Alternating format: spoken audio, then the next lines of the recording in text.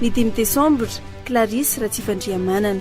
Vavy matony soratra malagasy, mpikamana tao amin'ny Akademia Malagasy, mpanoratra fantatry ny maro ray Clarisse Ratsifandriamanana, izay teraka ny 5 Desambra 1970 tany Fenorivo Atsinanana.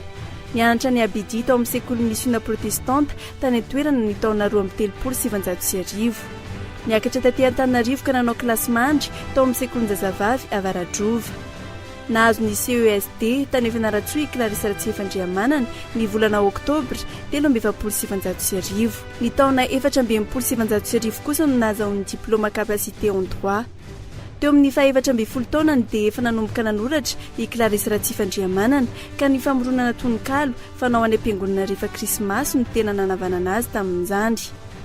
Maro ireo loka azony teo amin'ny sehatra ny soratra toy ny prix Akbar Ali ny taona 770 tamin'ilay tantara fahavaratra, nahazo ny loka amboninahitra natolotry ny syndicat ny mpampianatra malagasy tamin'ilay tantara hoe ny zanako.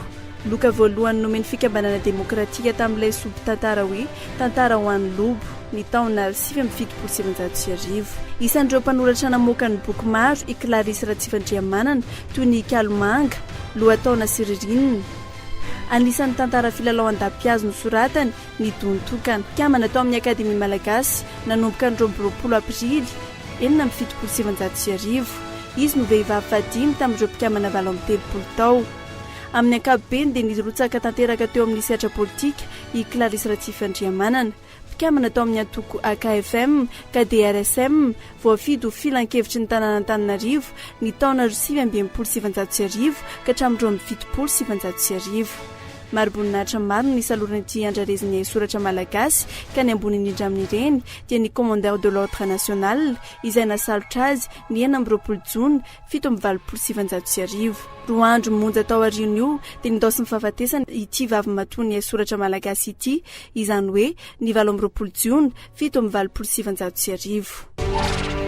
5 Desambra, andro iraisam-pirenena ho andro mpilatsaka an-tsitrapo. Ny taona 570 no nanomboka nankalazaina ahafana mampiroborobo ny asa an-tsitrapo ho fampandrosoana ny firenena iray.